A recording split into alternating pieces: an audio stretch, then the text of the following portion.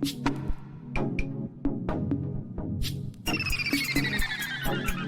has arrived. Hey, Maurice and Odie gonna take over like Zach and Cody. Black and Snurdy is the best podcast. Gonna boom like Wile E. Coyote. Gonna meet magic, they move like they hairy. Ain't talking about mental health, no, it's not scary. You know that she coming up with the astrology. Mo got a comic and that's the best policy.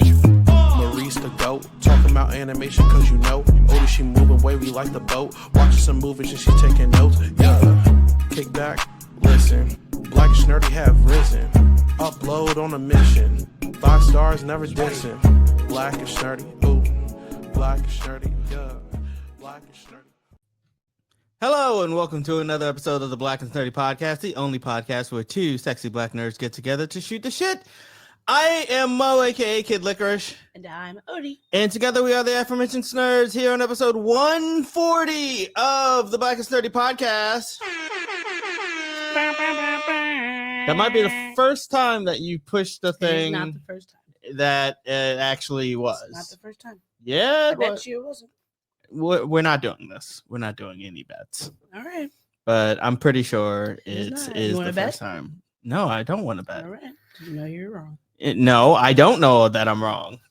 Because I'm not If you wrong. don't know you're wrong. If you're not wrong, then bet me. No, that's not how that works. Why not? Because how would If we? you're so How sure, would we even quantify this? we How can would go and look at the other episodes? there's 140 Well, episodes of this, and I'm not looking back at all of them or Then listening back to all. you don't want to bet because you know you're wrong. Yeah. Well, anyhow, how are you doing? I'm feeling good.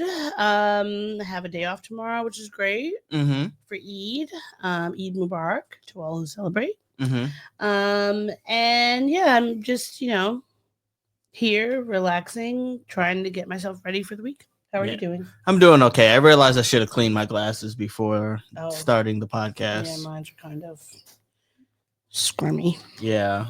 Well, don't use that. It's a soft cloth. It is. This is It is rough It's material. not rough. And those are. It's not rough. Yes, it is. It is rough compared to the actual cloth that Well, they give where you is for it? eyeglasses. Where is it? Do you have one in your handy? It's one is in my bag. Well, it's far away. Okay. Well, whatever. Anyhow, I'm doing fine. I'm doing fine and dandy. With that being said, shall we start things off? Sure.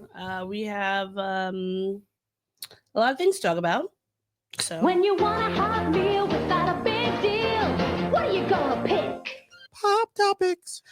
all right, so we're gonna kick it off with some more political shenanigans. So first, 45/47, the president has announced that he is overhauling the U.S. elections. So one, he wants to require proof of citizenship to vote in federal elections. Mail-in ballots must be received by election day. States are risk losing federal funding if they don't comply, and they will face legal challenges and concerns. This whole situation is facing legal challenges because folks are concerned about disenfranchisement. I mean, it's very interesting that like I am talking to my students about like the Reconstruction and how the white supremacists tried to force black people not to be able to vote. And we're here at this again. I mean, this is new. People have been talking about being disenfranchised when it comes to voting for years. It constantly comes up every election. But, here we go. I mean, I don't know why this is an issue. You cannot vote unless you are like registered. Like it's a whole process. Mm-hmm. So I don't know why we are having this again. Well, I mean, I know why. It's obviously they don't want to have elections that might get them kicked out of office. But, here we are. Even though it's funny, I don't know if you ever saw a few months ago a video about Trump talking about how like Elon or someone else like basically he was saying he rigged the election so that they could win. So it's like the pot calling the kettle black with everything that he says. He's constantly being a hypocrite because if he's talking about rigging elections, but then is so worried about there being like election tampering, it's just it would be comical if it wasn't so sad. Yeah, I don't know, man. Like it on one hand, it does kind of make sense to me to like at the very least it makes how do I say Which this? part makes sense? I guess making sure that people are what is it that he's doing? Making sure that people are Well, registered the who orders- are voting or The something. order you need to have proof of citizenship, a requirement, and When you're actually voting or when you when try you to vote. register. I guess when you are trying to vote. I'm not bringing my fucking birth certificate down to the Barclays Center to vote. But the thing about it is voting in federal elections by people who are not citizens is already illegal. Yeah. So you can't do it. It just makes it makes wanting to vote harder. Yeah. Because I already have to go through hoops to vote. Remember we did that we checked to see if we were registered on this podcast and how weird it was, and like we had to like put our names in a very specific way in order to figure out where we were supposed to be registered and stuff. The whole thing is just bullshit. Oh, and speaking of registering to vote, that reminds me, we have to get our real ID soon. Yeah. They keep pushing it back. Did they push it back? No, but I'm saying I thought it was May. No, now it's May, but I feel like they've been pushing it. They keep like pushing it back over and over. It's like one time they say it's going to be in 2021, and then it's 22, now 23, 24. Like, well, when it doesn't do you seem like actually they're. need it? Well, it doesn't seem like they're pushing it back anymore. Like it seems to be coming up. So yeah. Well, the 18, I tried to get a reservation at the DMV, and they're not taking them. Why not? I don't know. I got to the point where it was like select the date, and the whole calendar was blank. Like you could not select a date. So I guess you gotta just go up there and walk in, and that's already it's already bullshit. Yeah. And the AP News says that according to a report by the Brennan Center for Justice and some other groups, an estimated 9% of U.S. citizens of voting age, or about 21.3 million people, do not have their proof of citizenship readily available. So that could be maybe a passport, a birth certificate, something to show that you are born here. That's not, a lot of people don't just have those things. Yeah, or just maybe at their the parents ready. have them, and you know how at least Black parents, your mom is not going to go under her mattress to give you your birth certificate unless it is like extremely necessary. So it's just another way to try to get people either to not vote or to scare them away from voting so that they can get in. Like they can make sure that the people that they want can get in.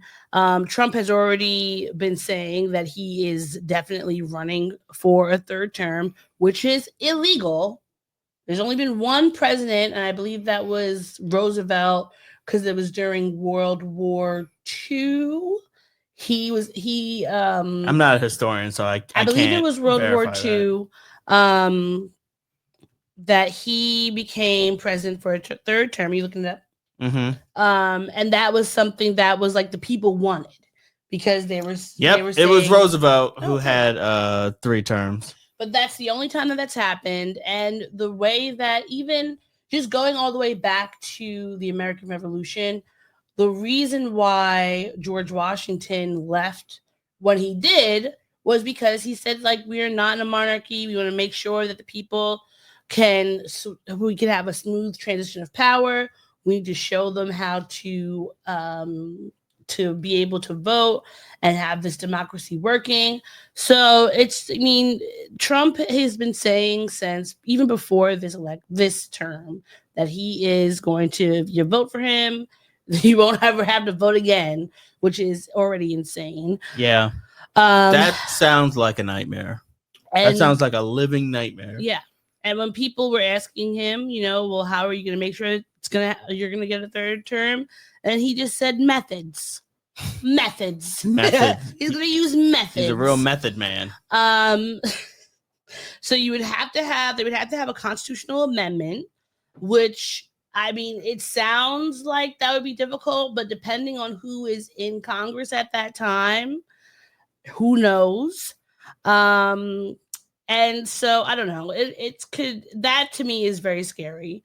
And Trump has also signed another. He's been signing a lot of executive orders. He really has. Week. It's like he is signing executive orders just like that song from Hamilton.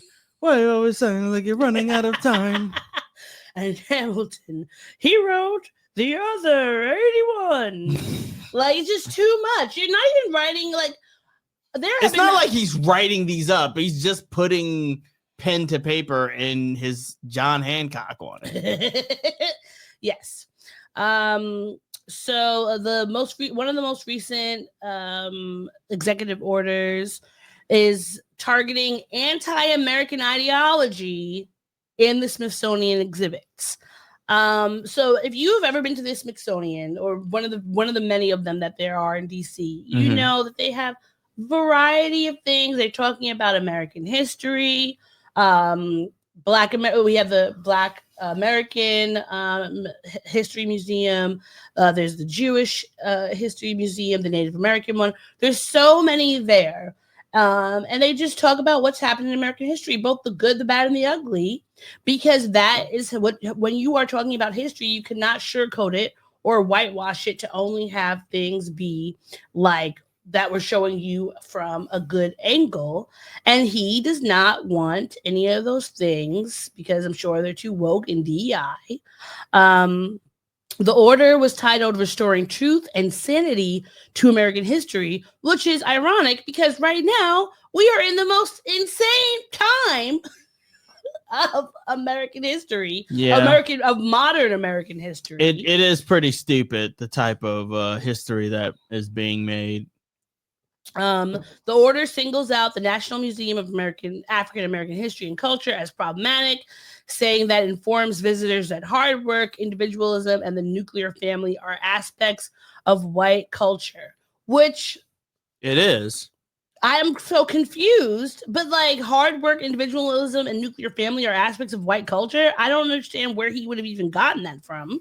How come that gets to be white culture? Who gets to dictate what is white culture and what isn't? Obviously Trump and all of his. I want Trump to take an American history test. Have him name all the presidents. I want him to take a cognitive test. Because his fucking brains is turning into spaghetti. It's already. Well, I mean, it probably already was. Yeah. He already can't speak articulately. Yeah, he can. He's dumb. He's a dumb man. He's a dumb man. And they're also the order also said that the American Women's History Museum plans to celebrate male athletes participating in women's sports. When has that happened? Say it again. It says that the American Women's History Museum plans to celebrate male athletes participating in women's sports. Is that a common thing?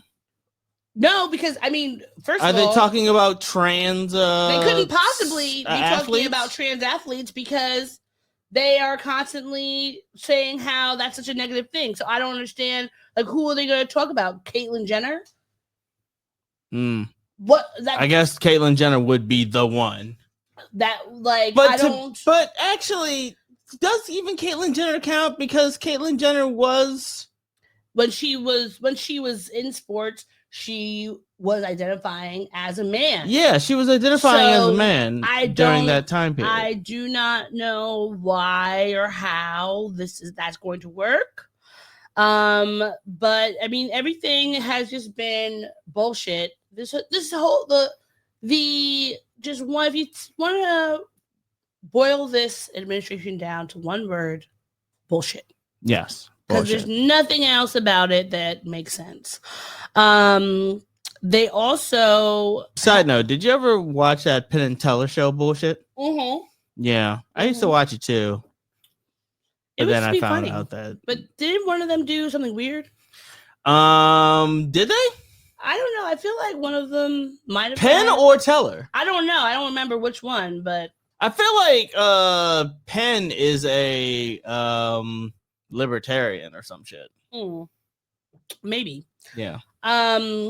So in other, well, okay. Do you want to talk about the tough student first or the Signalgate? Let's do the tough student first. Okay, so a doctoral student at Tufts University was detained this past week by federal officers on her way to dinner. And we have a video of that to show you.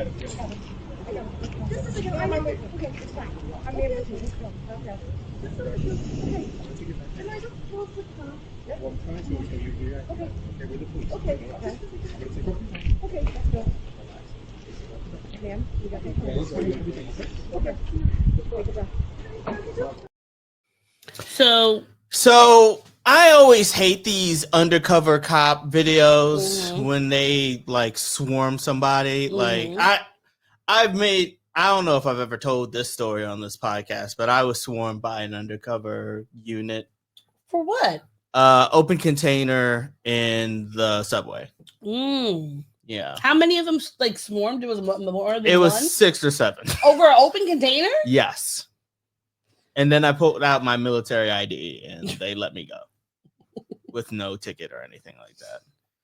Where was that military ID the last summer? Yeah. When we were being accosted. Yeah, that's real. This thing, what happened was honestly really scary. These are, if you've seen the video, these are plainclothes officers coming out of nowhere. Turkish national Rumeysa Öztürk, I hope I said her name correctly. She was leaving her home in Somerville, Massachusetts on Tuesday, and they took her and moved her to Louisiana before a judge ordered her to be kept in Massachusetts. No charges have been filed as of yet, but she was detained over alleged Hamas support. Of course, people are saying that this was political targeting due to her pro-Palestinian activism. And Tufts and her supporters have been demanding more due process protection. The administration has been saying that they are going to crack down on immigrants who have expressed political views, but also like everyday people, like American citizens, born here who have any sort of political views that are against the administration, which is just fascism. I never can say this word correctly. Fascism 101. Yes. This is the fucking Gestapo. Yeah. Just coming to pick you up out of your home, on your way to class, on your way to freaking dinner, because you're saying something that they don't like, which is insane. And then to move her from going all the way to Louisiana, like, why would you? Yeah, I saw that and I was like, that's so much. Like from Massachusetts to Louisiana, all the way back to Massachusetts. That's torture in and of itself. Nobody should ever have to go to Louisiana. Well, I love Louisiana. Well, not under arrest. No, not under arrest, but in general, Louisiana, specifically like New Orleans and Baton Rouge, are nice. I'm talking about while you're under arrest. Well, yes. Well, under duress. Yes, everybody wants a po' boy. Okay. But I'm pretty sure they didn't give her any of the fucking crawdads while she was down there. I'm pretty sure they did not give her any jambalaya. But people were asking, like, bystanders were watching her, were asking, like, why are you hiding your faces? Which is very true. Why are you hiding your faces if you're the police? There's no need for you to hide. Because they knew face. that there was probably cameras watching, just in case. But U.S. News said that she is being held at an immigration and customs enforcement facility in Louisiana, and I want to say that Louisiana is where they sent that Columbia student who had been a part of pro-Palestinian. And just because you're pro-Palestinian doesn't make you necessarily pro-Hamas. Duh. But everything is Hamas to them. Everything is Hamas. You can't say one. Everything is Hamas. You can't say, hey, maybe you shouldn't be bombing Palestinian children and elderly folks and just everyday civilians during Ramadan while you're supposed to have this ceasefire. Mm-hmm. Or else you're Hamas. Like, you can't say anything about it because they are going to try and detain you, which is insane. One of the spokespersons from the government said a visa is a privilege, not a right. Glorifying and supporting terrorists who kill Americans is grounds for a visa issuance to be terminated. This is common sense security. It's not common sense. None of the things about this is common sense. Marco Rubio said, we gave you a visa to come and study and get a degree, not become a social activist to tear up our university's campuses. No, none of the pro-Palestinian protests have been the cause of any American university being torn up. It has always been the folks who are pro-Israel, who are coming in there trying to fight the pro-Palestinian people, causing a ruckus, causing damage, beating people, harassing people. Like, those are not the ones that you need to be going after. And it's just really frustrating and sad that this is where we are right now in America. Yeah. Because the student from Columbia that I mentioned, his name was Mohammed Kahil, who was a legal U.S. Resident who's also facing deportation. And after he was arrested, the president said, we know there are more students at Columbia and other universities across the country who have engaged in pro-terrorist, anti-Semitic, anti-American activity. We will find, apprehend, and deport those terrorist sympathizers from our country, never to return again. Which that is very scary because I don't feel like never to return again sounds like you're actually going to send them someplace. That sounds like you're going to destroy them. So this whole thing is just constantly, it's disgusting. And speaking of Marco Rubio and our government's just collapse, have you been reading about Signalgate? A little bit, but elucidate me. Did you say elucidate you? Yeah. Okay, I will. Like in Aristocats.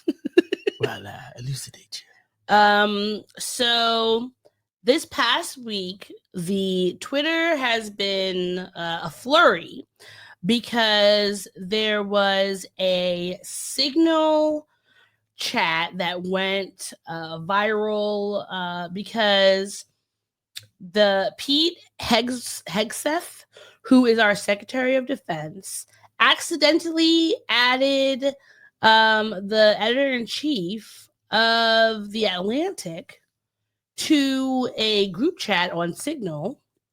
And the editor-in-chief, his name of The Atlantic, his name is Jeffrey Goldberg.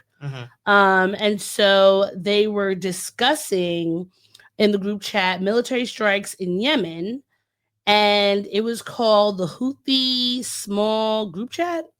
Now, if this, can I just say that, like, it's very upsetting to me that, like, military efforts are being discussed in the form of a group chat. It feels like that should be an in-person kind of thing. Yeah, you know? For sure. And also, like, nobody should be coordinating military efforts while on the toilet. Well, it's illegal for them to do that. Like, you're not allowed, because I remember when Kamala was talking, she was doing an interview sometime last year, and she was saying how one of the things that she missed about by being vice president was she couldn't have her family group chats anymore because there are a lot of various like security worries that you have to, and that they can't just have you in this in various group chats. You have very secure things on your phone. And the people in the group chat were Pete Hegseth, Michael Waltz, who else? Marco Antonio Rubio, JD Vance, Tulsi Gabbard, I think Brian McCormick, John Ratcliffe, and a few other people. Notably, Trump was not in there. Don't know why. Maybe it's because he's illiterate. Maybe he can't read. That's very possible. So when he wrote this whole op-ed or article about this, and it said that in the beginning at 8:05 a.m. on Friday, March 14th, Michael Waltz texted the group team, you should have a statement of conclusions with taskings per the president's guidance this morning in your high side inboxes. High side means classified computer or communication systems. State and DOD, we developed a suggested notification list for regional allies and partners. Joint staff is setting this AM a more specific sequence of events in the coming days, and we will work with DOD to ensure COS, OBP, and POTUS are briefed. Outside of DOD and POTUS, I don't know what all these other acronyms are for. Yeah, it's honestly a lot like my job working where I work. It's a constant barrage of acronyms, and I have no idea what any of them mean. I tried in the beginning asking, what does that mean? A lot of times they'll just be like, oh, I actually don't know what the acronym means. I'm just so used to saying too much jargon. I'm like, all right, fine. So here I put up in the video so that you could see some of what they were talking about. So at this one part, JD Vance said, if you think we should do it, let's go. I hate bailing Europe out again. Let's make sure our messaging is tight here. And if there are things we can do up front to minimize risk to Saudi oil facilities, we should do it. And then in response, Pete said, VP, I fully share your loathing of European freeloading. It's pathetic. But Mike is correct. We are the only ones on the planet on our side of the ledger who can do this. Nobody else even close. Question is timing. I feel like now is a good time as any, given POTUS directive to reopen shipping lanes. I think we should go, but POTUS still retains 24 hours of decision space. SM said, as I heard it, the president was clear, green light, but we soon make clear to Egypt and Europe what we expect in return. We also need to figure out how to enforce such a requirement, e.g., if Europe doesn't remunerate, then what? If the U.S. successfully restores freedom of navigation at great cost, there needs to be some further economic gain extracted in return. And then this text message, which is I'm not going to read. There's so much. It's just like a team update for the bombing. But this post came out after the original article because Goldberg was saying that he didn't initially put all the signal messages in the article because he thought it might be something that could be classified and impact national security. He reached out to them, and they've been lying through their teeth ever since, talking about none of this was classified, even though they said it was classified in the original like group chat message of like, this is supposed to be in your classified inbox, but okay. And so this is more of them talking about like the type of the launches that they are going to have, what type and what they're going to do, et cetera, et cetera. And it's just like the fact that this is where American national security is really appalling. It's like the most boring, like honestly, these kind of text messages is what I'm going to imagine anytime we're playing Risk now. Like, I'm just going to imagine that, like, when I'm attacking Yakuts, it's because like somebody sent a group chat text about it. Well, apparently the NSA, which is the National Security Agency, in February, they had warned about vulnerabilities in using encrypted messaging applications like Signal, and basically saying that it's not safe. And you're not supposed to be using, due to just in general for the government, they're not supposed to be using any sort of like disappearing messages or things that are encrypted like this, because we have the freedom of information. If you are sending information out, as long as it's not classified, the American people should be able to see it. And even then, I think things get unclassified after like 30 years or something like that. Mm-hmm. So using something like this, it's like how many more of these sort of messages have been going on? And especially, this is vulnerable information. You are putting in talks about a freaking attack that you're putting up in across the world, yet you are putting it in Signal, something that could easily possibly be hacked, and nobody would know, or like all these people's lives could be at risk. American lives could be at risk, our military fleets. This is just like the height of buffoonery, chicanery, and shenanigans. What if this is just a covert operation in and of itself to get people to go back, get the government to go back to using Blackberries? Ooh.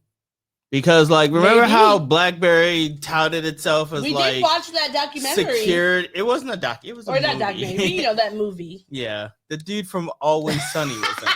It's not a documentary. It was a good movie. It was a good movie. But no. Yeah, this is clownery. Like, and this is why it is important to know who is in your group chat when you're creating it. Yes. Remember, like a few months back, like we found out that there was some random doctor that was in our group chat. So I took it upon myself to create the new group chat. Yeah. And then like I had to do it like 5 different times. And I'm still getting multiple group messages. Because Gavin isn't in it. And, because Uncle Bobby isn't in it. Like, I'm like I didn't have to do this at all. I'm just bored at work on a Sunday, and I figured I'd do this since no one else is gonna. Well, everyone has been laughing at them and calling them out.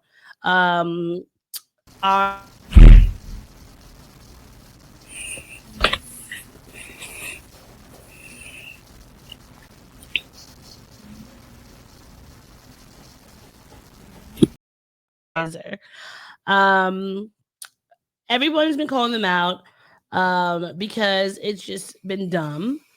Senator Mark Kelly said the Signal incident is what happens when you have the most unqualified security of defense we've ever seen. We're lucky it didn't cost any service members their lives, but for the safety of our military and our country, Secretary Hegseth needs to resign. He does. They all need to resign. They're all idiots. None of them know what they're doing. And they keep talking about these DEI hires. Y'all are all DEI hires. Yeah. And the worst kind, the ones with no qualifications. Yeah, because diversity and inclusion and equity inclusion does include idiots, right? Yeah. Like if you're an idiot and you got the job just because we need to fill out this rank full of idiots, hey, that's DEI for you. The press secretary for the White House, Caroline Leavitt, wrote, "The Atlantic has conceded these were not war plans. The entire story was another hoax written by a Trump hater who is well known for his sensationalist spin." I don't know where in any of the articles that you read that, because I didn't see anything about this not being war plans. If you are dropping bombs and talking about F-16s or whatever they're called, they should have cross-referenced it with like news just to make sure. Like they're all just so dumb. And it's like, these are the people that are running the country. Yeah. They're the ones that have the codes. These people have the nuclear codes. That Mhm. is insane. I'd rather you give the nuclear codes to my 2-year-old nephew because he would be smarter and handle them better than these nincompoops. And I can't believe that this is what we have to deal with. It's every day, it's a new story about their incompetence. But moving on. Yeah.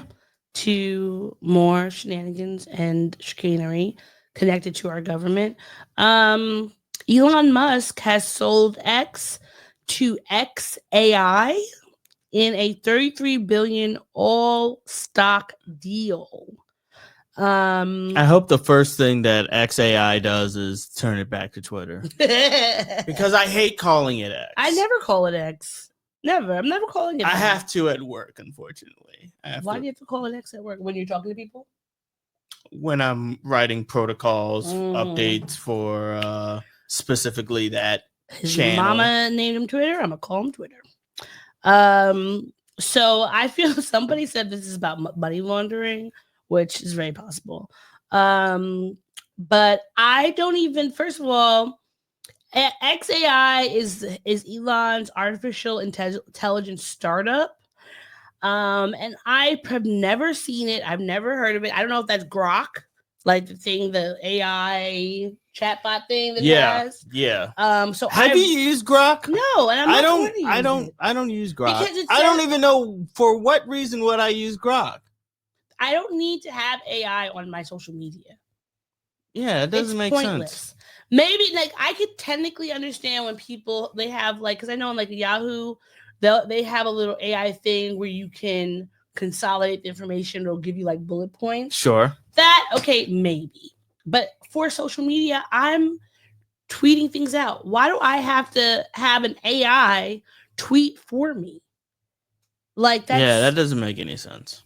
That's stupid. AI can't get my sense of humor. Exactly. And if it can, that's a problem. Dry, sardonic wit. On Twitter, X wrote on the 28th of March, the combination values XAI at 80 billion and X at 33 billion, 45 billion less, 12 billion debt. Don't really understand what that means.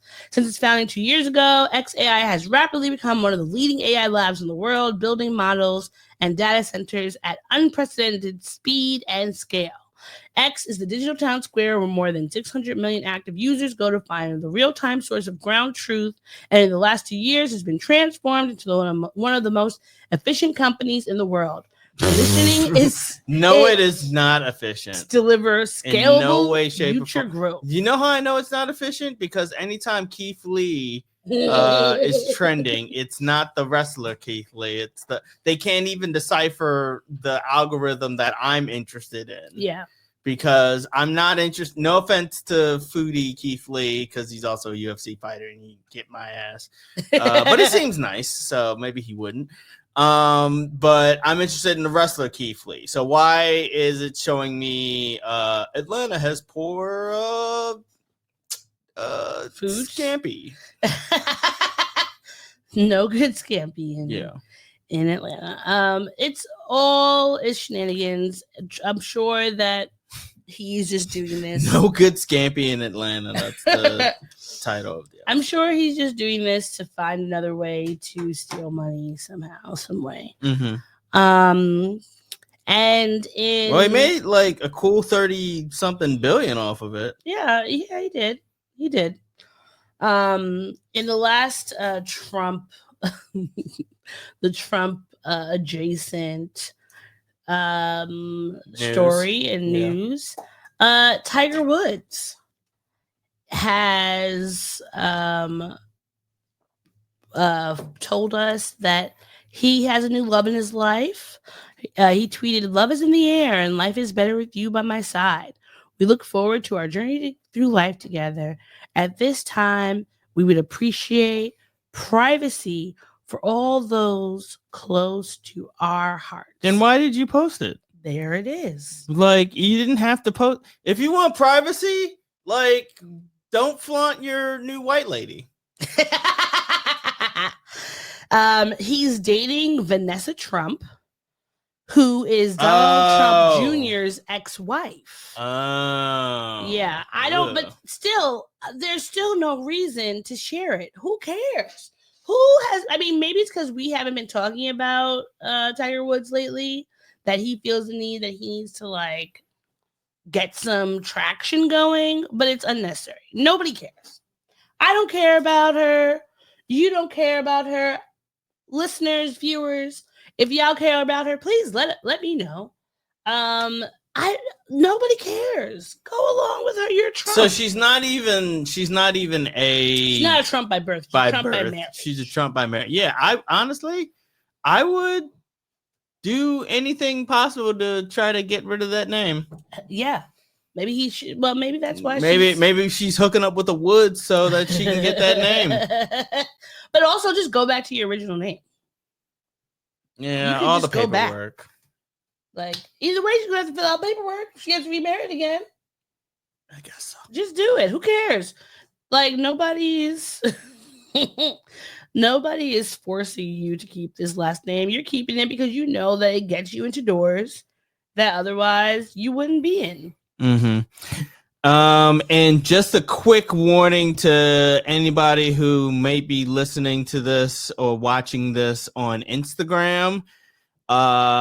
Apparently they are now cutting things off at the hour mark. Yes. So if you are watching this on Instagram and you want to continue to watch what else we have to say for the rest of this podcast, go to our YouTube channel, go to our Spotify channel. You can see the full video uncut and uninterrupted there.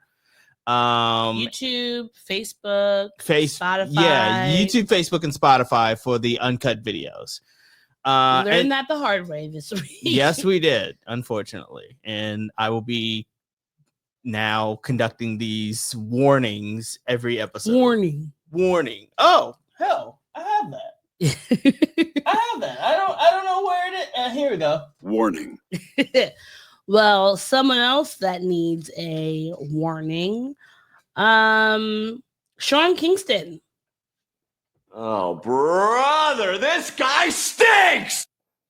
So I don't know if you all remember, but a few months ago, we were talking about how Sean Kingston and his mom were being charged with wire fraud. Mm-hmm. And there was a video of them like running out of court because they were being very nonchalant. But apparently this week, the two of them were found guilty. Yeah. In a Florida courtroom. You won't be seeing any beautiful girls anytime soon because he is going to jail. So federal prosecutors said that Kingston and his mother, Janice Turner, attempted to defraud their victims by using fraudulent documents in exchange for luxury jewelry, cars, and other goods. He apparently began crying with his hands clasped as the jury read its verdict inside the Fort Lauderdale courtroom. His mother, who's 62, was accused by the judge of being the fixer and nerve center in charge of this little scheme. And she apparently has past convictions for similar crimes. So it's not looking good for them. She served 1.5 years in prison after pleading guilty to stealing $160,000 in a bank fraud scheme back in 2006. Oh, so she's like, yeah, I would say a pro, but yeah, pros don't get caught. Her name on Instagram is Mama Kingston, which to me sounds really like you are a what is it called? Criminal mastermind. If your name is Mama Kingston, like you're sitting back there, you're like chair smoking a cigar. Again, bodyguards though, behind you. How much of a mastermind can you be? You got caught. You got caught for what? For wire fraud. Like that's not even a cool crime. That's like one of those white collar crimes. And they're going to white collar prison probably. Yeah, Camp but Cupcake. Yeah, but Camp Cupcake, but they're gonna go there for a long time. Yeah.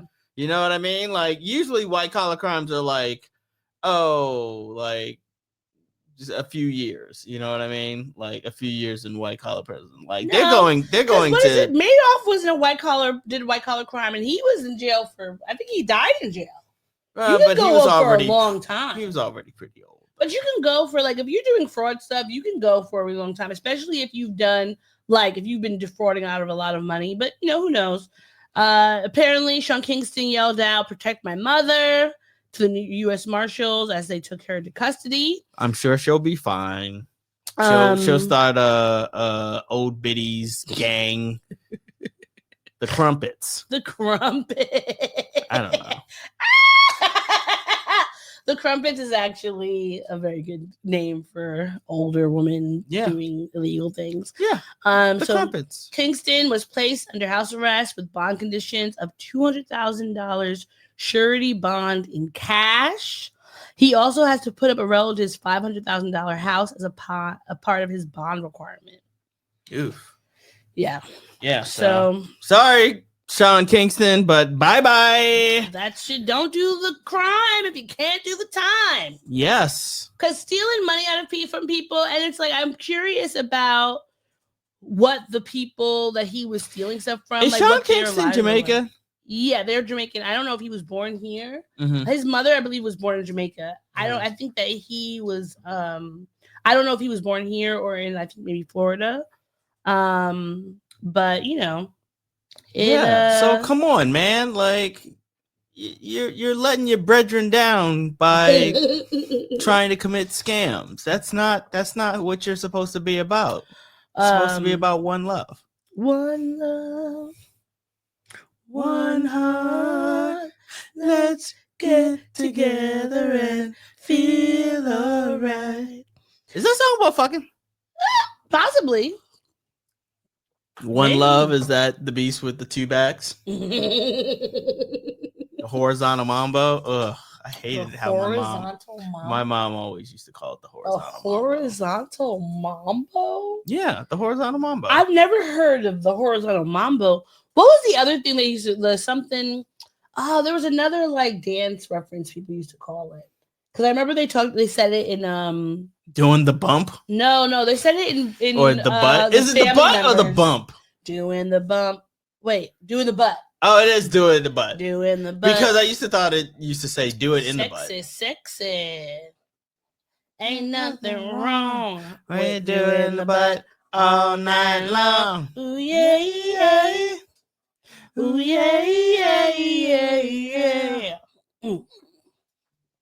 Ooh, did you hear about that OnlyFans person who had a 53-person gangbang in the back door and had to go get stitches? No, I didn't. But that sounds. It came up on my timeline. Like you would require stitches. But apparently, it was like the most painful experience of her life, like going into surgery. But she's when she recovers, she's game for doing it again. I just wish people would just read a book. Like reading a book doesn't get you money. Doesn't get you influence. Did you hear about? I don't think we talked about it on the podcast, but did you hear about that girl who had sex with like? Was it 100 guys? Yeah. Guys? Yeah, it was. I think it was 1,000. I think it had to be 1,000 because it was like they got like 5 minutes each. Yeah, I saw something that I had not verified, but allegedly she's pregnant. That is it's a legend. Of course, I don't know if she actually. Of course, she would be. Pregnant. All right, moving on to happier news. Is it happier news? Oh, okay, yeah, it's here. Okay. So it is Netflix is ordering a pilot for the sequel, which is centered on Whitley and Dwayne's daughter at Hillman College. Oh, okay. Debbie Allen is going to direct and produce. Felicia Pride, who I really have loved her work over the years. She's written for like Bel Air, Grey's Anatomy. She's going to be the showrunner. Now, is this going to be a serious dramatization like Bel Air is, or is it going to be a comedy? That is a good question. I didn't see here. I didn't see here if they're going to do it anything differently, because it's a part of Netflix comedy department. Mm-hmm. So okay. So then it must be a sitcom. That it's still going to be a sitcom. I know my parents love me.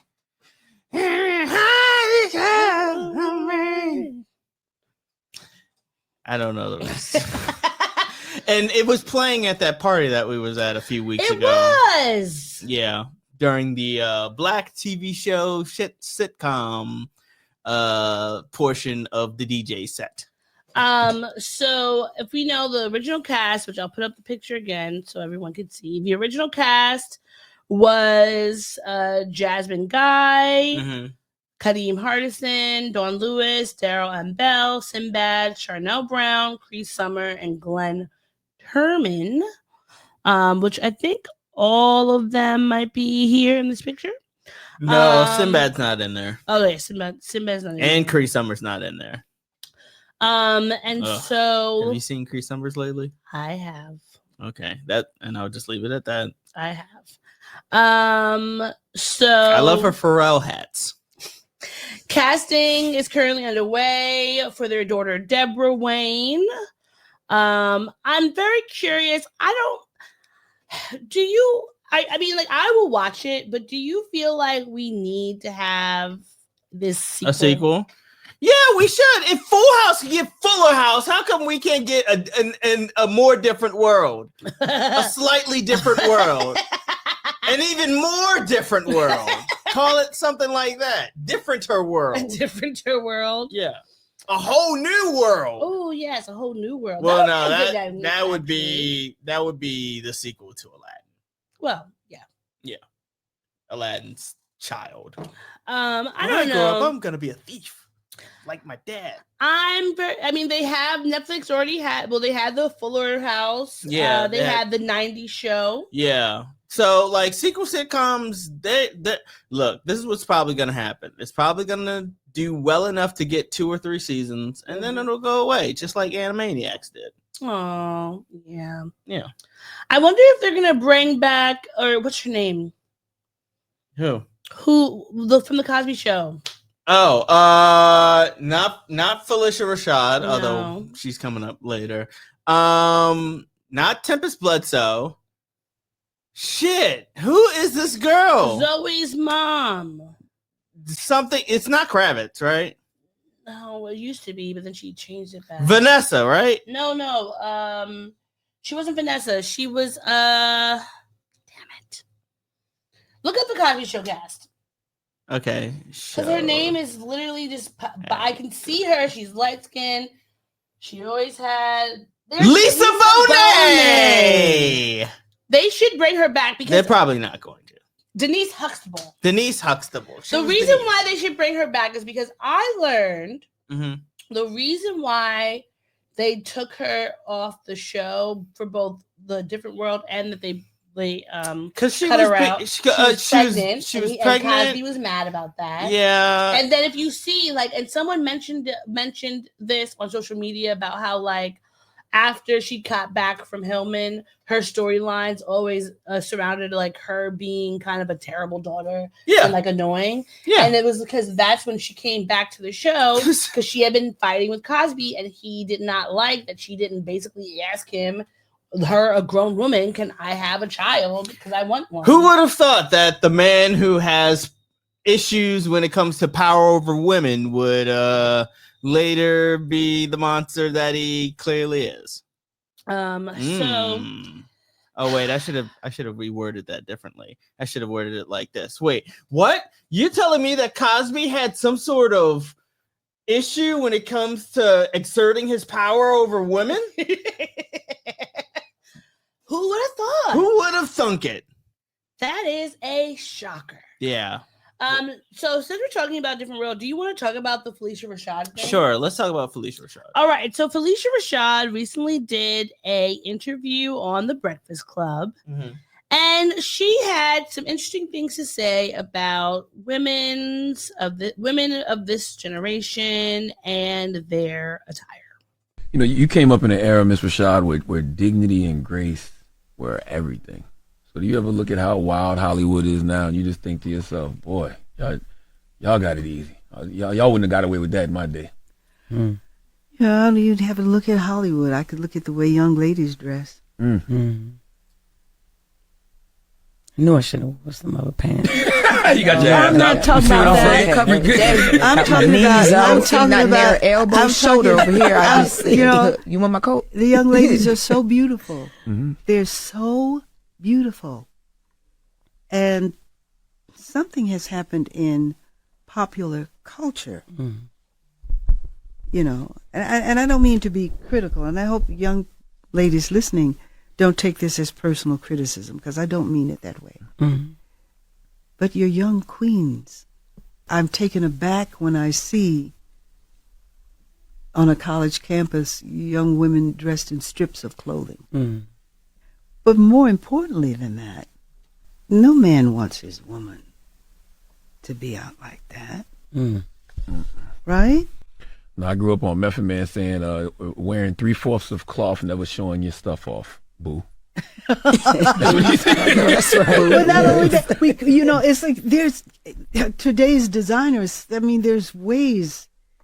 There are other things, and I just leave something to the imagination. Yeah, it would be nice. Some things are for my eyes only. Yep, and like you said, there are ways of being sexy without showing so much. Oh, please, and that's really not sexy. So before we talk about it, I just want to show. She's showing her Cosby. I just want to show you some pictures. Oh my God, she's becoming Cosby. She's becoming Bill Cosby. I want to show you some pictures of some women from generations ago. Starting off with Felicia Rashad. She was doing Is this Felicia Rashad? Yeah, she did an album. Why are I so crazy? She was doing an album of dedicated to what's her name, Josephine Baker. If you know Josephine Baker, yeah, she famously wore the bikini top and banana underwear. And here's some other women in very short shorts. You can see this woman's nipples and her. I think that's Linda Ronstadt, I believe. Yeah, I think I got banana underwear right now. Here's some magazines. This is the Zebras, short shorts. Some more hot pants. Here we are. Here is the legendary Diana Ross in a see-through shirt with her nipples covered. Cher with the man that wanted her, who didn't care about her. You could almost see her bad. She only has a little strip between it. Oh, okay. I was looking up at the top trying to figure out what's going on up there. And then Aretha Franklin, boobs hanging out.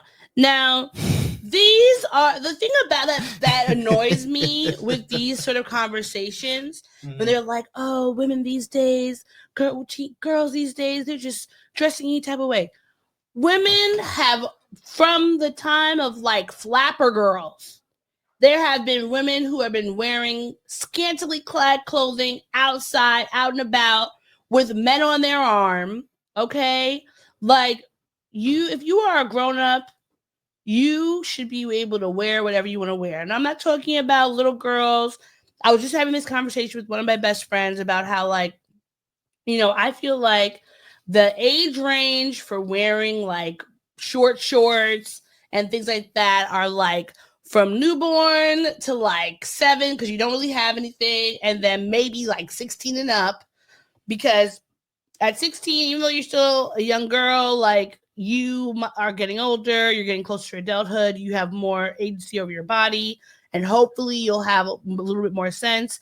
Like, and definitely at 18, like, you're an adult, you should be able to wear what you want, and who cares? Like, I remember in the Women of Howard group that I'm in, people were commenting about, like, oh, I'm on campus, and these girls are wearing booty shorts and nothing. Like, okay, who cares?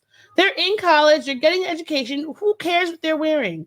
I famously wear as little clothing as possible whenever I can.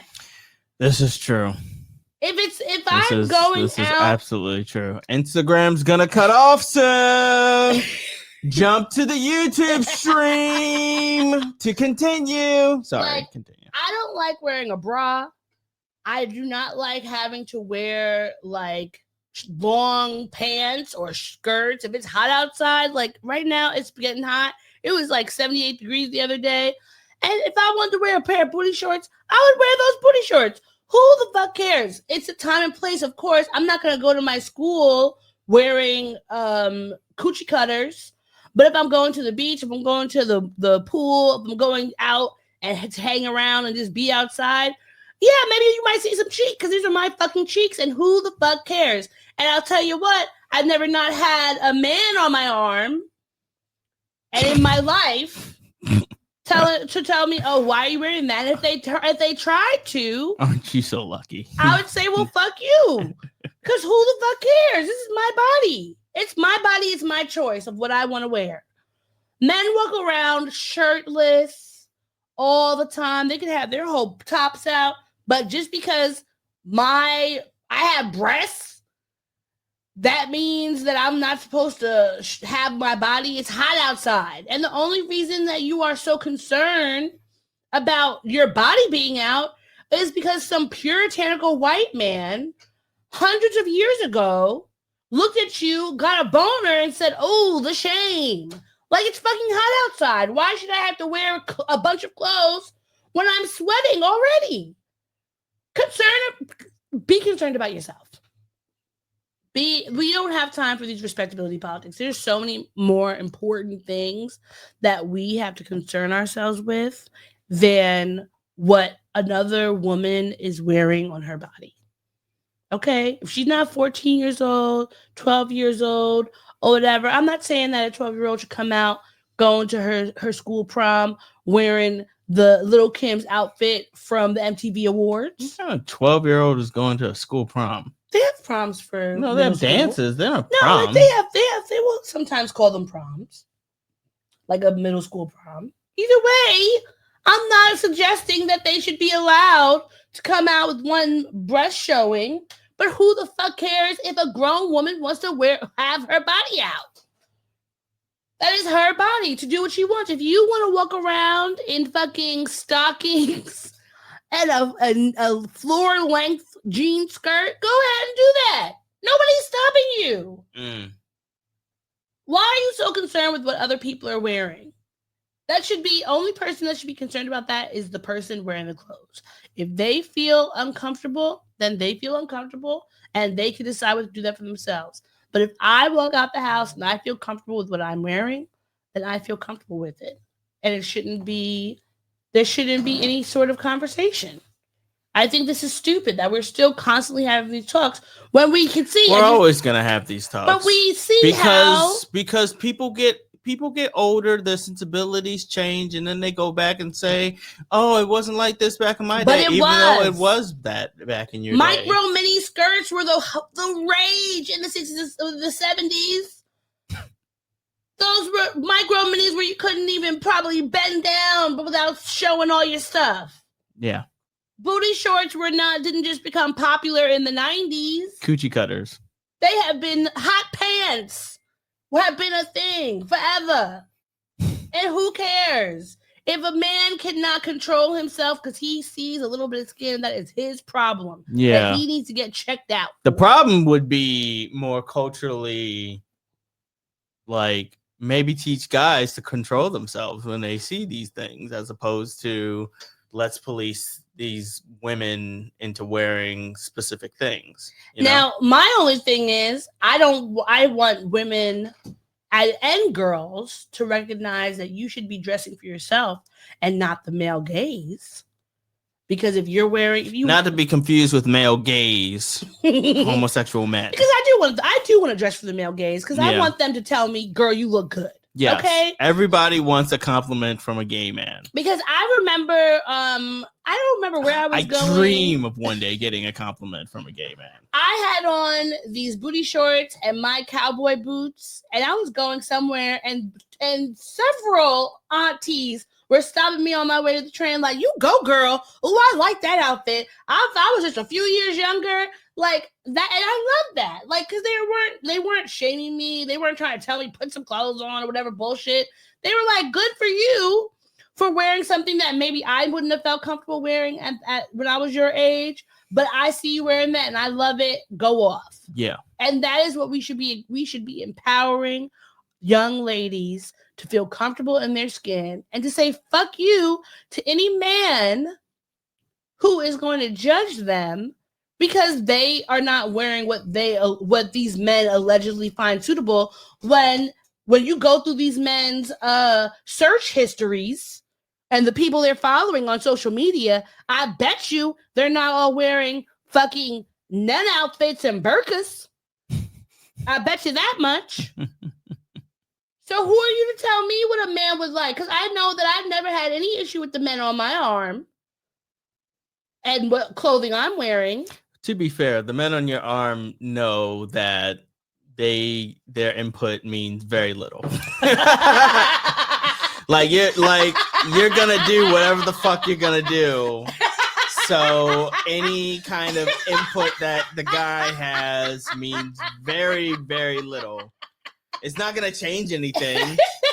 Don't really like it that your butt cheeks are showing, and you're gonna be like, so.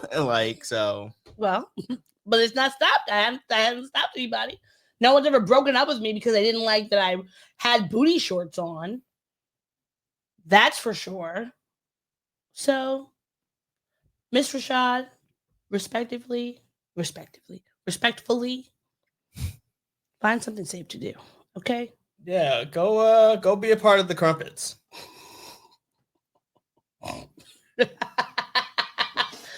Oh, the Krumpets. Yeah, that's probably going to be the title. That'd be a good title. That'd be a good title. Is it K or C? Well, Krumpets is usually with C, but K makes it interesting. Okay, then the Krumpets. All right. So, do you want to talk about Marvel stuff or new music stuff? Let's do Marvel stuff. Get that out the way. Okay. So, well, the first one, which is some sad news. Apparently Blade is officially going to, it's rumored that it's officially going to be canceled because it's been removed from the 2025 release calendar. Mm-hmm. Of course, this was going to be helmed by Mahershala Ali, who we love. And it sucks because Mahershala Ali hasn't been in anything since 2019. This has been on the books, and I literally what do you remember the last thing he was in? No, was it Green Book? Oh wait, no, he was in Spider-Man. He was in Spider-Man. Wasn't Mahershala Ali the Prowler in Spider-Man? Wait, Enter the Spider-Verse? Was that the animated one? Yeah. So yeah, he was. He was Uncle Aaron. He's also in Across the Spider-Verse. Yeah. So the last thing he was in was Leave the World Behind, which was the Netflix one, which I still haven't seen. I've heard that was good. Yeah. So he has been kind of just on the fence, and somebody the other day had put up a video like, where is Mahershala Ali? Like, he won this Oscar. He's done so much good work, and we have not seen him for like 6 years really on the big screen. Like Netflix, he had the Apple movie Swan Song, which I heard was really good. He was in the second season of Remy. Oh yeah, he was in Remy. He was in Invincible. He was in True Detective came out in Is 2019. Is he in Invincible? Yeah, he played 2 episodes. He was Titan, the voice of Titan. Yes, he is. He is in Invincible. Oh, yeah. And he's so good at Invincible. He was also in Eternals as Eric Brooks / the Blade, but his voice was uncredited, which is interesting. So the last big thing he was in was Leave the World Behind, which was the next Netflix movie, and that came out in 2023. And so this has been holding him back since 2019. We've been waiting for this to come out. It's had multiple delays, directors, writer changes. At one point, they had Blade as like the third main character in his own movie. It's been a lot of back and forth, and I feel bad because Mahershala Ali deserves better. He's a talent. He's a talent. Great actor. Yes, he is. Honestly, you know what? Maybe take out Majors from Kang and switch him if you're not gonna put him in Blade. You think Mahershala Ali could I play think he could like a? I think he could be Kang, or he could be. They talking about recasting. I mean, if he was gonna be Blade, But Blade. If they were gonna, so they're talking Blade about. isn't as powerful as Kang, though. They're Blade is talking like a about- street level superhero. If they're recasting Blade or Kang, and if they're recasting Black Panther, I think that Mahershala Ali could be either of them. You think Mahershala Ali would be a good Black Panther? I do think so. Okay, I could see He's it. a great actor. I guess I could see it. I think that you put. No, him he is a great anywhere, and I actor. can I'm not see it. saying he's not a great actor. I think if you put him in either one of those roles, It's that just he that would do I it. was so looking forward to him being Blade. I Yeah. could see it. I Like, can really you know what I see mean? him being Blade, like it was With the like you just- glasses yeah. and the and now this just reminds me of the Deadpool movie where where Wesley Snipes is like, there's only gonna be one Blade. Ain't no other Blades. He knew they're just not making any other Blades. Wesley Snipes had co-signed him being Blade. Like, yeah, like he'd be doing well. He would do great at it. Like, he looks forward to passing that torch. Yeah. But that is just up in the air. And I don't know That's why. how the cookie crumbles. I feel like there's no reason why it should be so, it shouldn't have this much shenanigans around it. Because it's not that difficult it cannot be that difficult of a movie to make. Like, we've seen the first one, you're redoing it, get some scripts out. Like, the strike's over. Read some Blade comics and study up on the source material. That's all. You can't tell me you can't find another great producer and director. You're telling me Blade doesn't have a good storyline? Ooh, Mahershala Ali would be great as Spawn. Oh, yeah, that'd be good. That would be cool. But do you think that Spawn is too, like, R-rated for... Yeah, so it's not Marvel. What is it, DC? No, it's not DC either. It's like Image Comics. But that's a good question. Who owns Spawn? That's a really... I think it's New Line Cinema who owns Spawn. Who owns movie rights to Spawn? Spawn belongs to an independent comic. Oh, Image, yeah, like I said, Image Comics. But it doesn't say who owns the movie rights to it. All right, it doesn't matter. Todd McFarlane, who created Spawn, owns the right to Spawn. So shout out to the creator owning the rights to his own properties. And this is about the Green Lantern. Okay. Because we didn't get to talk about that last week, but I just wanted to throw it in there real quick. Because this is actually good news that the Green Lantern has been cast. And the drum roll, please. J. Alphonse Nicholson from P-Valley is going to be the Green Lantern. He's going to be Kyle Chandler. And Aaron Pierre is going to be on it, and Kelly McDonald. I don't know who Kelly McDonald is. He's not going to be Kyle Chandler. He's going to join the leads Kyle Chandler and Aaron Pierre. Oh, I and read series that wrong. regular Kelly McDonald. He's playing a key recurring role in Lanterns. John Stewart Sr. Which would not necessarily mean that he is John Stewart. That might mean that he's playing the father of maybe a younger version of John Stewart. Okay, well, that's still a good role. It's still a good role for him. I'm glad that he's getting, because P-Valley has been in friggin' development limbo for a while. They keep pushing back the next season, so yeah, good for him. Yeah. And now for some Marvel news, they have announced so far the characters who are going to be joining us in Avengers Doomsday. So this is a huge list of people. Some folks you'll see on here, of course, Robert Downey Jr., because he's supposed to be Doom. Lashana Lynch is going to be there. Tom Hiddleston. I saw Benedict Cumberbatch. John David Washington. Denzel Washington's son is going to be on here. Chris Hemsworth. Patrick Stewart, Zendaya. Mark Ruffalo. Does that say Vanessa Kirby? Where is that? Second row, all the way to the left. Yes, Vanessa Kirby. Hold on, I have one with the pictures, which is not all of them, but here's Lashana Lynch, Benedict Wong. Well, of course, Benedict Wong. Here's one with He's the in pictures of the folks so that you can see them. Now, Oh, they're gonna have Namor in them. yeah, which is interesting because Namor has had some. He's got weird cases, right? He's got some weird cases, Okay, well, but I'm you sure know. a certain major would be like, "How come he gets to be in the movie?" Yeah, it's true. So apparently it's gonna be Paul Rudd. There are characters from the MCU, including X-Men, Fantastic Four, and the Thunderbolts are going to be included. Yeah.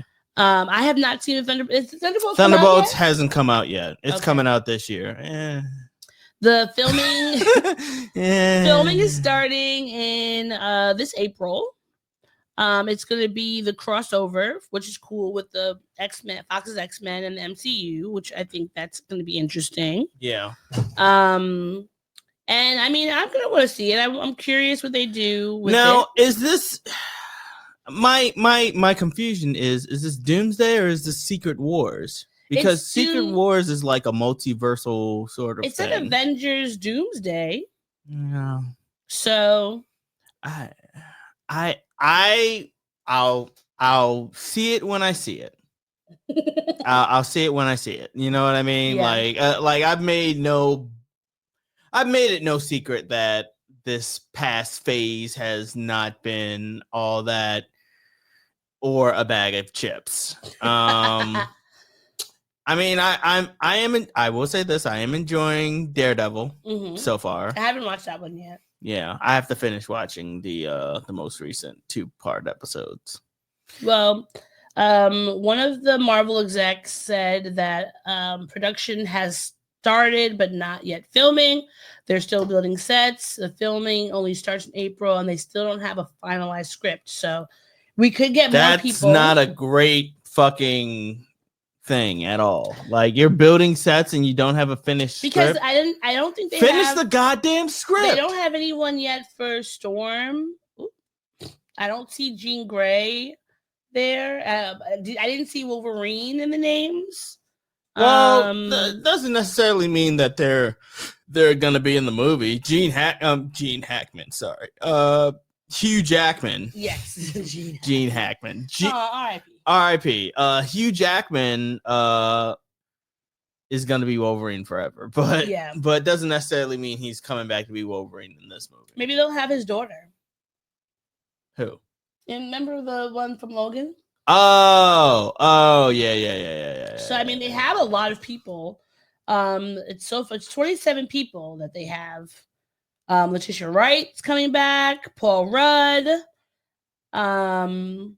They have a lot of folks, so I'm curious of what they're gonna do with this. Simu Liu, good for him that he's coming back. Oh God, is Aquafina gonna be in this thing? I hope not. Florence Pugh's gonna be the Black Widow. But she apparently is in Thunderbolts. People were saying that they felt like this was this. Yeah, she's Yelena. Yeah, they were saying that this rollout kind of spoiled Thunderbolts for them, but I don't know why. Because I'm not because it means that they know who the Thunderbolts who are gonna live. But what if this is supposed to be happening like before the Thunderbolts are shot? Maybe they're still gonna end up dying. That only happened once with Black Widow, where the thing was chronologically before a different thing in the timeline. Like, pretty much anything that comes out is like, this is the next thing in the sacred timeline, you know? Yeah. Well, Winston Duke's coming back, which is going to be great. I always love M'Baku. He always does a great job and very funny. I want to name my child M'Baku. And I'm looking forward for Alan Cumming going to be back as Nightcrawler. I want to name my daughter Alan Cumming. Can you shut up?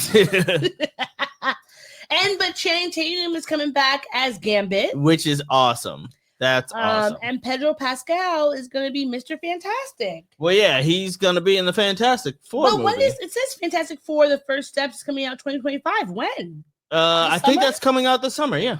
Okay. Didn't you see the trailer for it? No, I didn't see the trailer. You haven't seen the trailer for Fantastic Four? It looks like it's going to be because I mean, people hated the first Fantastic Four. They didn't like the one with Michael B. Oh Jordan. no, it's just that the first two Fantastic Fours were really campy. Yeah. And then I liked that. I thought that was fun. But then the reboot was too edgy and too dark, and it was awful. I'm surprised that what's his name is going to be back here. Who? Did I see him Namor? on this? No. Not Paul Rudd. Did I see Captain America on here? Or maybe I just was looking at Chris Hemsworth? No, because Chris Hemsworth is Thor. Maybe okay, never mind. Maybe I was seeing Chris Hemsworth and thinking of Chris one of the other Chris Pine. Chris Pine. No. That's not Captain America. No, you're right. Chris. There's so many of them. Captain America is who? This guy. What's this guy's name? Chris Evans. Chris Evans. There's so many Chris's. So many white Chris's. No more white Chris's. We need a moratorium. Change your name. No, we need a moratorium at least like 2 decades for white kids being named Chris. Can't do it. We need to bring back more white people named Dante and less white people and Jerome and less white people named Chris. I'm here for that. Because everybody hates Chris. Why am I saying all? He's doing okay. He's doing good. Yeah, he's doing good. Anyhow, continue. So, I mean, I'm looking forward to this. Now, is this supposed to be?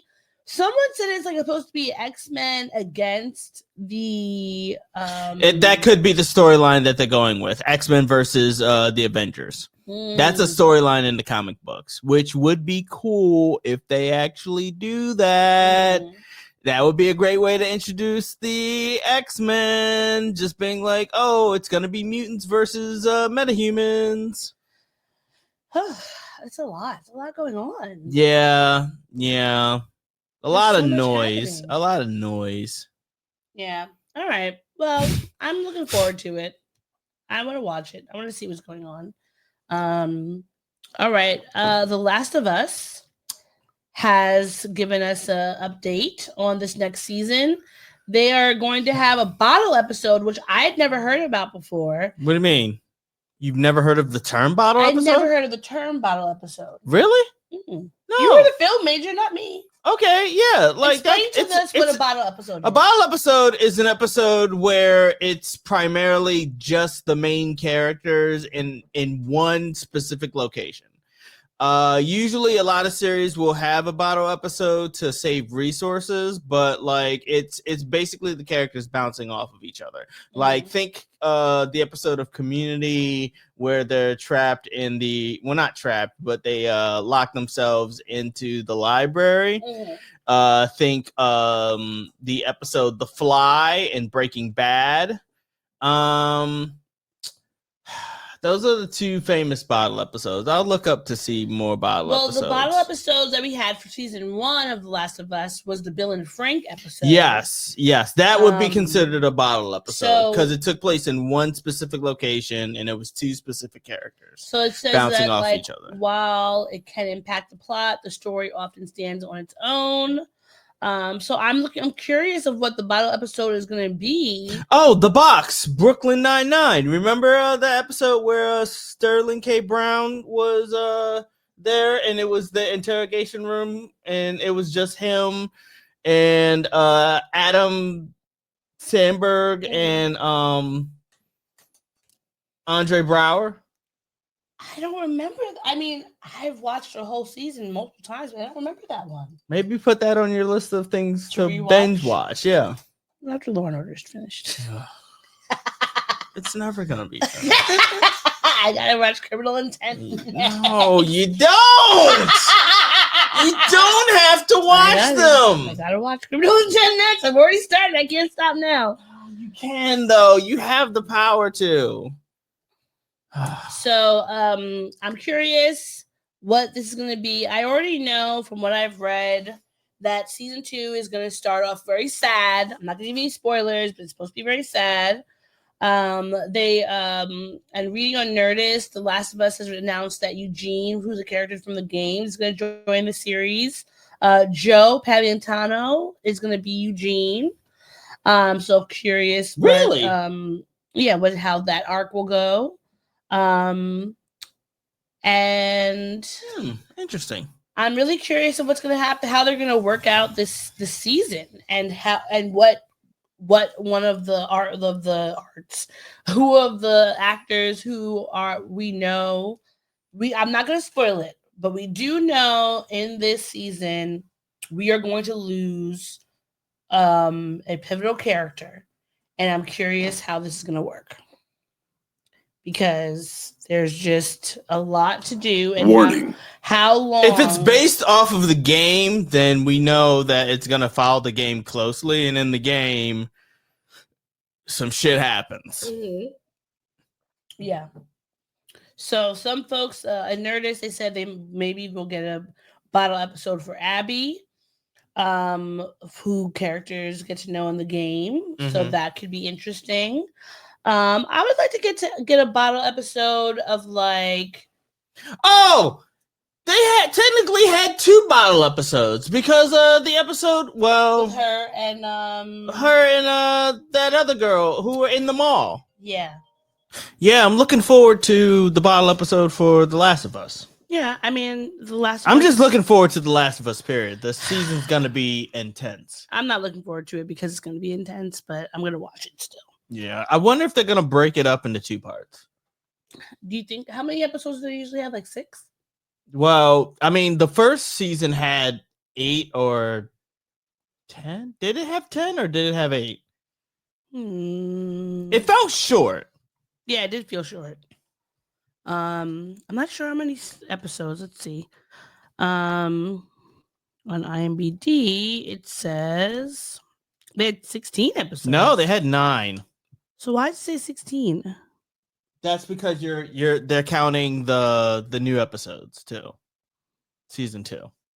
Oh, yeah, okay, they did have 9. Yeah. And then season 2 on IMDb so far. Oh, they have 7 episodes for that one. I wonder if that's all of them or if they're just still filming them. That's what I want to know. I don't think they're still filming them, but I do wonder if they are gonna have like a season 2 part 2. You know what I mean, as opposed to like a 3rd season. Yeah, because it's a big game to fit into just 9 episodes. I mean, there's 2 games. There's The Last of Us and The Last of Us 2. Mm-hmm. The first season covers pretty much the first game. Mm-hmm. The second season should cover the second game, but the second game has a lot of stuff to cover. And I don't know if they could do it all in just one season. You know what I mean? Yeah. Yeah. But that's just me. Well, we'll see. Yeah. You ready to move on to new music? Sure. All right. So, did you know that Will Smith has a new album out? I did, and I don't know if you were listening, but I was playing some of this old man rap. Well, old man rapping. Oh shit! Really? He has a new album that came out on the 28th of March, his first album in 20 years, and it's called Based on a True Story. Yes. In it, he's going to address the 2022 Oscar slap, his marriage with Jada, and he'll have some public criticism along with their interloped, whatever that's called. Extrapolated. Or is it? Yeah, extrapolated. In there. So, I mean, I've listened to it a little bit. I don't necessarily know how Jaden is on there. Jaden, his son? Yeah, is on one of the songs. Oh, okay. Yeah. Well, I'm not really interested in this album.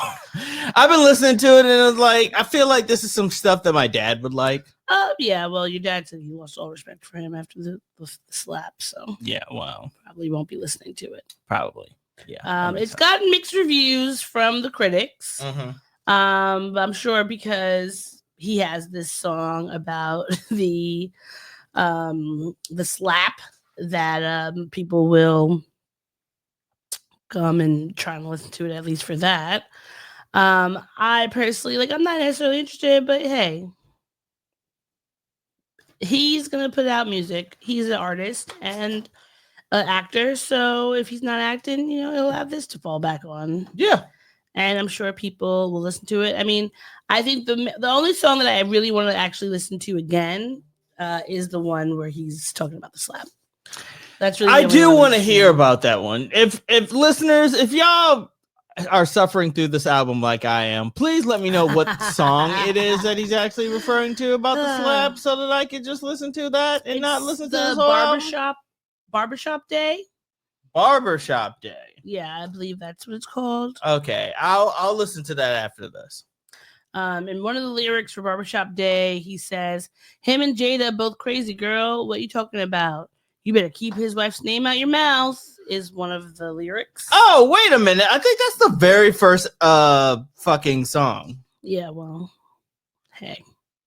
Yeah, yeah, Barbershop Day featuring Jazzy Jeff he has and a video for it too. B Simone. Oh God, no. B Simone's on there? B Simone, yeah. Is that what you said? Yeah, Jazzy DJ Jazzy Jeff, Will Smith, and B Simone. Okay. Well, and this is one of the verses,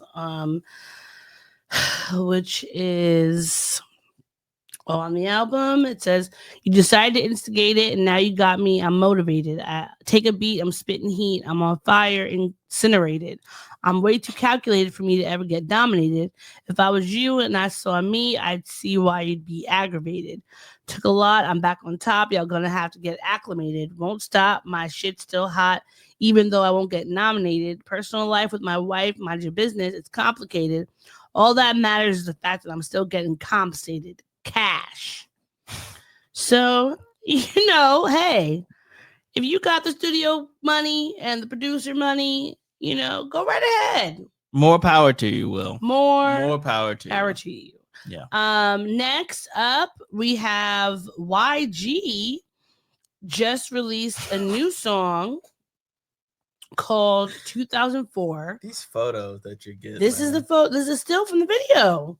Oh, this is he has a music video for this? He has a music video for Holy it. shit. It's called 2004, featuring Buddy and the Gang. It came out on Friday, March 28th.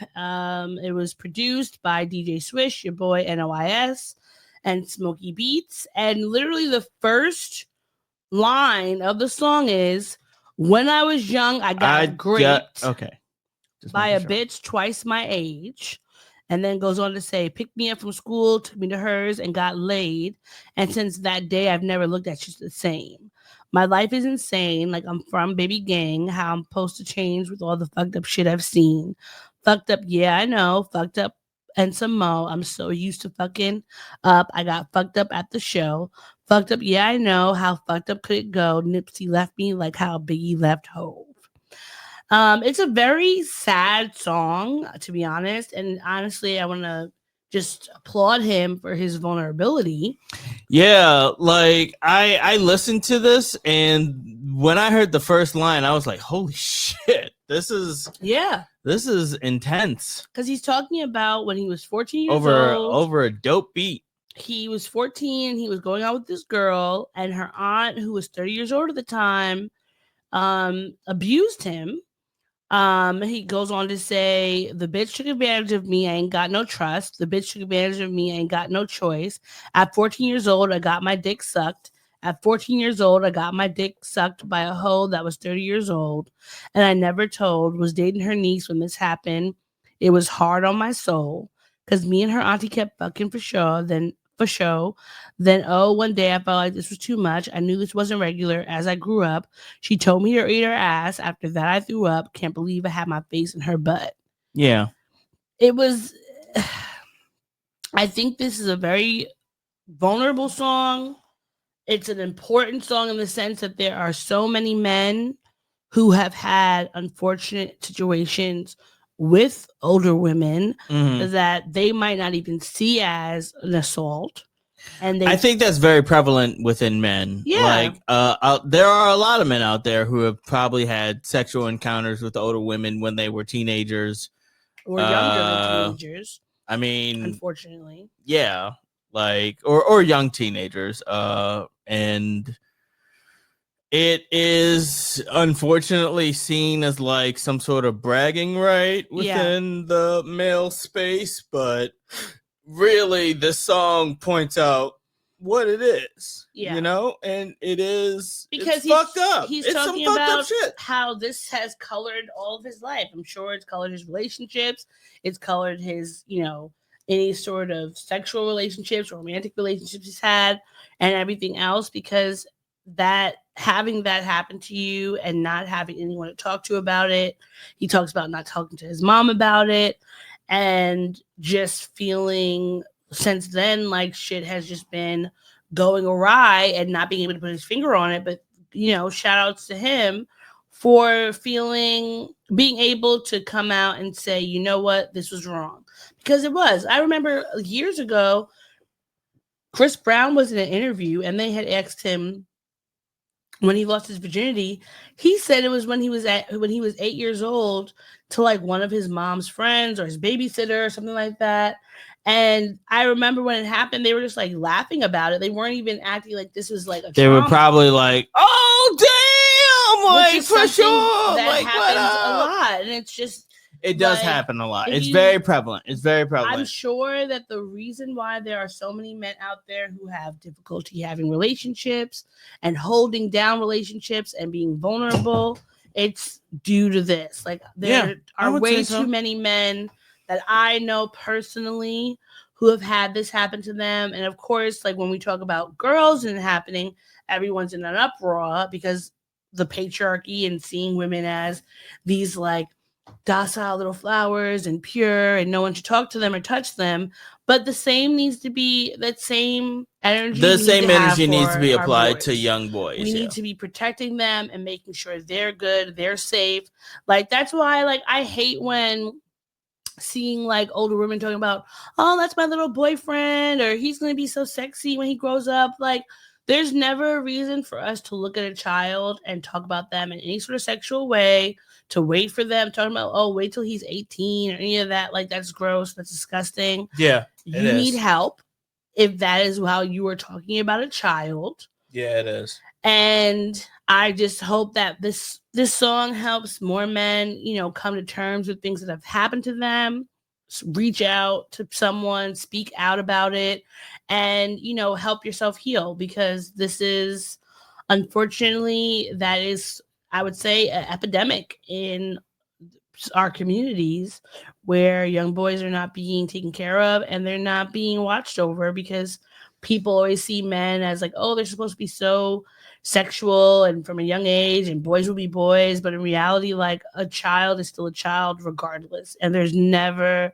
a time when it is okay or appropriate for an adult to be talking to a child in any way outside of mentor, auntie, uncle. Like that's it. Yeah. That if you're not trying to have that sort of helpful relationship with a child, you shouldn't be talking to a child at all. Well, that's what we have for pop culture. Are you ready to move into things that made us happy and that pissed us off? Yes, I am ready. Or at least I'm getting ready. And stay ready. You don't have to get ready. Here we go. Bringing it. What? We gripe it. We're not griping anywhere else. We gripe it. This is space for us to share. We gripe it. We ain't griping anywhere else. We gripe it. Can I go first? Yes. Okay. These spam emails have lost their fucking mind. And the text messages, the calls, the text messages, and like the easy pass. You take out one loan, and it started to happen on this phone too. Like I'm starting to get calls on this phone. where they're like, oh yeah, your Easy Pass is you have to pay that. I'm like, I don't have a you car. don't know that I don't drive. Like, so. do better research before you start trying to scam folks out of money. But the spam emails are getting insane. Here is the subject of this spam email. He touches your anus and shrinks your lemon-sized prostate, ? Exclamation point, ... surprise face.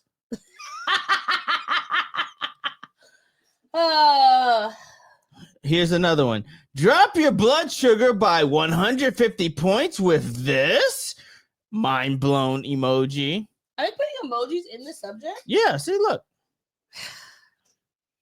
And the last one I'm going to go with. Want to look 10 years younger? Here's the secret fire emoji. What is this? The fucking government small group signal chat? Stop putting emojis in. Stop emailing me. Stop emailing and me. They have and I know that they're selling my data. I feel like they're selling my data every time I do unsubscribe, because when I do unsubscribe, they say, what is your email address? Someone said that when you were signing, and then as soon as I give them my email address, they say, oh, you're unsubscribed. That just means that they're compiling a list of all the people who have unsubscribed to sell them to some other fucking bunch of scammers. Someone suggested that when you're signing up for anything that asks for your email, if it's like your first name, you put your name, and the last name, put like whatever company that was and your email. So that way, if you get a spam email, it'll show the company there. So that way you can find out who's selling your data. Which I think but then that makes so that you have to have a bunch of different emails. No, you use your same email, but if you're putting your name, if you put your name and like, Cosmopolitan or whatever, it'll show up when you get that email. It says your name, so it'll say your name and whatever that company is. I see what you're saying. The ones I've been doing have just been asking for my email to unsubscribe. Like, what is the email address that you want to unsubscribe? But when you just sign up for something, like, sometimes you'll just have to put your email in to sign up for something. Sure. In that aspect, put your name next to your name, put the company, and then you'll know, because there's no reason for you to have this many spam emails. And it's constantly, even when you have your spam protector or whatever in your email, you're still getting them. Yeah, McAfee, you're supposed to be helping me out. They are not. They are not. Even though there's no McAfee on my iPhone. But iPhone was supposed to prevent this from happening. But still, whatever. It's fine. Anything else making you mad? I think that's it for the moment. What about you? What's making you mad? Well, first, Kanye and DJ Academics have gotten together again. Damn it. DJ Academics was talking to him, I guess, at his home. And if you see here, Kanye West is wearing his Black Klansman outfit, which looks absolutely not to be confused with Black Klansman, the movie. No, because that was actually by Spike Lee. It was a really good movie. A good Spike Lee joint. Yes. And Kanye goes on a tirade throughout this interview, calling all these different rappers like Jay-Z, John Legend, Pusha T. The F-bomb is being flown around. Oh yeah, he's throwing that F-bomb like, and by F-bomb I mean the gay slur. Yes. At one point he was trying to say that like he doesn't hate Kendrick. He just doesn't like that he said he was number one, and he's not number one. I'm number one. He called himself close to God at one point. He just like, I want him to go away. You are in the sick and shut in list. Honestly, this is probably going to be the last time. I think this should be the last time that we talk about him, because he just continues to go deeper. Let's and deeper. create a moratorium on talking about Kanye West. He needs to be in for someplace a year. Like, he needs to be fully medicated. He needs a conservatorship. He needs somebody looking over his shoulder anytime he does, and he needs people like DJ Academics, who obviously DJ Academics loves this, to stop talking with him about these things like it's normal. Like it's not. It's not normal. You need help. Okay? Yeah. You need help. He was wearing, when he came in, like DJ Academics came to his house, and he was wearing some kind of like swastika KKK necklace pendant thing. It was just so, he has one of those. So he has a swastika necklace, diamond encrusted. So fuck the jeweler who created that. I mean, they want money. They're just like, whatever. Yeah. They're gonna take your money. Whatever. I don't care. Just take my money. Like that's what they're just gonna like. Whatever. I need to pay my mortgage this month. So let me make whatever stupid thing. The same as the person who created that KKK outfit for him. Speaking of, we need to finish watching Uncut Gems. Oh my God, we do. Every time we always fall asleep, or at least I know I always fall asleep. Not because it's a bad movie. It's just like it's a long movie, and I always get sleepy. The next thing that's pissing me off is I would like people to stop putting on me their own bullshit and trying to guilt people for things because they're having a hard time. We are all going through things. We are not living just in the lap of luxury. All of us are having difficulties, and you cannot put your difficulties on me because you decided to take on more than you can handle. If you cannot handle things, then just let them go. There's nobody forcing you to do anything, and do not try to put it on me that I'm forcing you to do something because I got my own shit going on. Mm-hmm. We all have our own shit going on. So if you've taken something on, you've taken that on. You can't blame somebody else for what you've taken on and then try to like shame them for whatever because you don't agree, whatever. And Viola Davis actually said something that I saw. This video came up of her doing some sort of like panel discussion. And she said, if it ever comes between disappointing yourself and disappointing others, always pick disappointing others. Sure. Okay, because you are more important. Yeah. And that is 100% how I feel. I really don't give a fuck about what anybody else feels. It's about how I feel and how I'm moving through the world. If you have an issue with that, I mean, I don't know what to tell you. Yeah, agreed. That's it. That's all that's making me angry. All right, so let's move into things that's making us happy. I'm the baby merchant, tots are us. I give you all the service and no damn fuss. Give the baby merchant just a week or two. I'll have your baby for you. What is making you happy? All right. Number one, I saw this video from Tyreek Told You, who's one of my like new favorite social media talking heads. And I will show it to you. How the you read Cthulhu and say Cthulhu? Because I do what the I want. I pronounce his name as Cthulhu because unlike you, I read the scrolls. I know the incantations and I know what happens when you pronounce his name properly. And that's why I don't with you fake wannabe magicians and you washed up wizards thinking y'all know everything. You do not know black magic like I know black magic. Future is down there in Atlanta summoning all types of demons to do God knows what.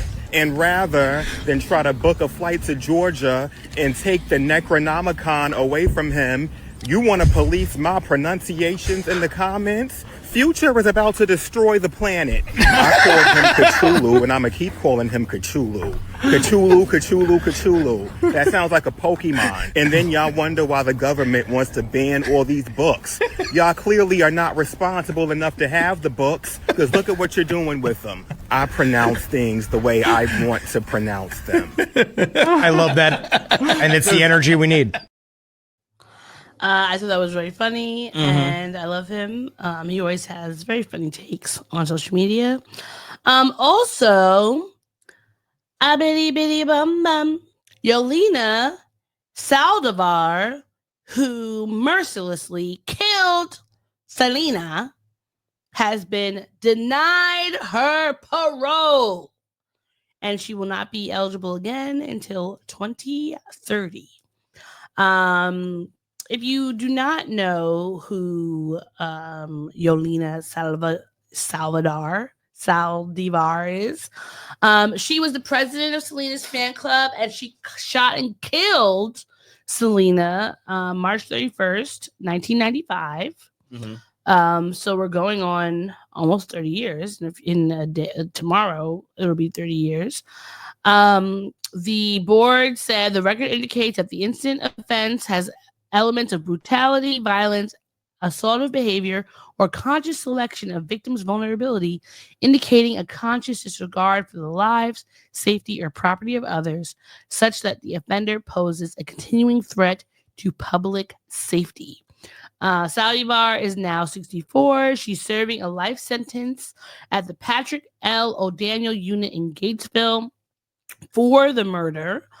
And I'm very happy about this because recently, I don't know if you saw, but like she and her family put out this documentary basically trying to say that Selena was like this mean girl who was provoking her and she was just, defending herself for her life. No, I don't want to hear it, okay? Because there'll always and forever be anything for Selena's, all right? Mm-hmm. So she can stay there, enjoy her time with her Krumpets over there, okay? What would be the Latinx version of Krumpets? Krumpetos. Okay, okay. But no, I don't think she's actually going to be allowed because everyone hates her because she fucking killed Selena. Yeah. So she wouldn't even be allowed to be in the fucking Abuelitas gang because they probably are beating her up all the time because you killed Selena. Mm-hmm. And you deserve to spend every day of your life locked up. They won't let you out. And that's it. Yeah. And also doing this podcast with you. Yes. Getting to spend time with you in general. And yeah. I would say doing this podcast with you is making my week happy. Hanging out with my best friend Sam. Shout out to him. And I look forward to shooting pool with you. Also, he introduced me to Baldur's Gate, which is a fun Dungeons and Dragons style game. It makes me realize how much of Dungeons and Dragons I am not familiar with because I only cared about like the story elements of it. I didn't really care about the other like logistics of like spell slots and fucking other characters. Like I didn't give a fuck about other characters other than my own. Like I just focused on what I could do, what I could bring to the table, and then I did that. Mm-hmm. But here we are. I am interested in playing the game, and we'll see how I do. All right. Yeah. And with that being said, if that's everything, then that's everything. So we're going to go in for the close. Thank y'all for listening. Thank y'all for watching. We'll be back next time with more of this. And until then, take it easy. Keep it sleazy. Bye. Bye.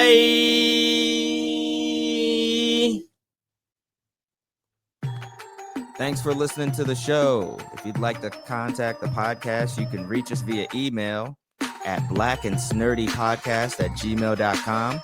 You can also find us on Instagram and TikTok at Black and Snurdy Podcast, as well as on Twitter at Black and Snurdy.